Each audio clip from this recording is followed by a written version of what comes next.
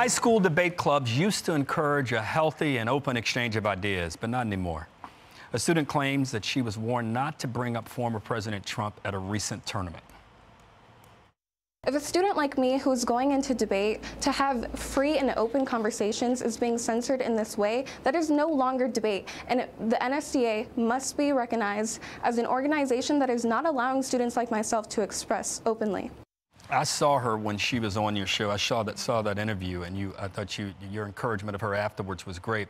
What have we come to when you can't, elements in the debate, you can't mention a name? I mean, I didn't hear, I saw her it's right like, there. it's even deeper than that. So a guy named Fishback, he wrote a piece for Barry Weiss, that group, the Free Press, about this concern. And it's basically, the debate situation is on, the judges are usually volunteers, okay? And usually you think of a judge, you come in and it's supposed to be non-biased. You're supposed to, okay, I'm going to listen to the arguments, I'm going to rule based on the merits. That's how it's supposed to go. Well, what has been happening is some of the judges are posting things online saying, you don't bring up Israel.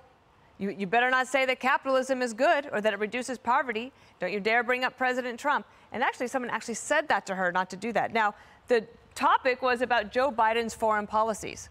So she wanted to make a comparison to the previous administration, which is what you do when you're trying to figure out if somebody's policies are good.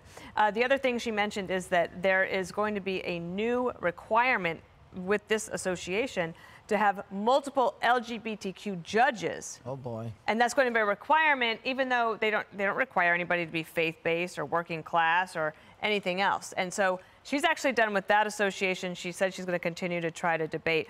But it does dovetail, I think, with a conversation we had yesterday about that graduation where you had the student who was saying bizarre and horrible things. It's not just college where this is happening. Now it's seeping into high school. In debate, sometimes you're presented with the question. You get to, they ask you to argue something you don't agree with. I mean, what's your reaction? That's something you're covering. Well, this I never was in the debate club in high school. I was definitely not smart enough for that. And I'm really glad, Dana, that there are more now volunteer transgender high school debate club judges. You happy? Finally, we've broken that glass ceiling. You guys keep losing debates. This is on you, Harold. You guys always come to debates unarmed. You don't know the facts, the figures. You don't know the historical context. So that's why you're trying to shut down the debates. You're trying to regulate them. Greg, let's get him. Yeah, get him. Biden skipping debates. Fetterman tried to weasel out of it. The woman in Arizona won because she didn't debate. Could you even imagine Kamala Harris? Not even a debate. How about a discussion, Harold? Could you imagine Kamala Harris doing an hour radio interview with, I don't know, Bret Baier? Speaking of Bret Baier, Joe Biden wouldn't even debate Bret Baier on the Super Bowl. Yep. This is where we're going. And if you can't debate an issue, that means your issue is weak. And they know the issue's weak. So you know what the best way to do to avoid losing is not play. And that's what this is. I'm for debate. I think President Biden should debate, and I think President Trump should debate as well. Judge, what are your thoughts on this?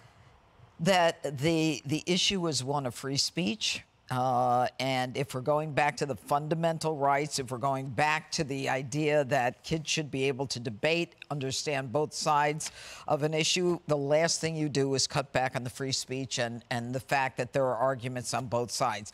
It defeats the whole purpose of the debate. It really does. Gutfeld, bring us home. Their argument is that there's no such thing as both sides if one side is deemed evil. That's the whole thing. So the two sides is actually within their one side. And it's this whole thing is designed for replication. Let's say a teen is radicalized and then hits the real world, starts reading other books, discovers reality, marries, become a productive member of society. There will always be another radical to replace him or her because this is an idiot conveyor belt. It never ends. It will never run out of these destructive cogs. That means when one gets out, you got to grab him and try to get him back to normal. Take him to some, slap him around. The war on teens. The war on teens continues. My special will be on Fox Nation where I go to separate towns and attack teens. Hey, Sean Hannity here. Hey, click here to subscribe to Fox News YouTube page and catch our hottest interviews and most compelling analysis. You will not get it anywhere else.